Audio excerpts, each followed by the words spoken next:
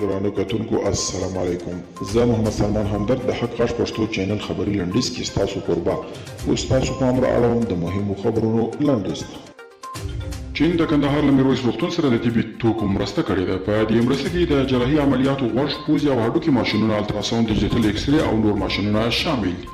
دا غنځورونه په ټولنیزو رسنیو کې پراخ خبري پوښښ جوړ کړ او د طالبانو مخالفین او فعالان یې د ارګ د ژر پرځېدو پیلامه بولي. انځور کې ښکاري چې په شبرغان کې د دوستم د دفتر او قصر له نیولو وروسته یو طالب د هغه مارشال یونیفارم اغوستی او بل طالب یې هغه پشمي خولۍ په سر کړې ده. پاکستان وایي دوی له افغان سولې سره رښتیني دي او د ملګرو ملتونو په امنیت شورا کې پر دوی لګول شوي تورونه بې ځایه دي.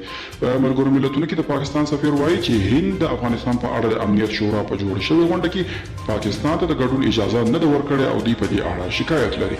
مسیر ورځپاڼه په خپل یوه مقاله کې لیکي چې په افغانستان کې د امریکا او لویدیځ تبلیغات له جګړې ډېر خطرناک دي. نو د سعودي عربستان د حج او اوقافو ادارې ویلي چې له شاوخوا 18 میاشتو ځنډ وروسته یې دا پرېکړه کړې او ستر له پرون یکشنبې د نړۍ مسلمانانو ته خبر ورکړی کولی شي غوښتنلیکونه وسپاري او په مراسمو کې ګډون وکړي.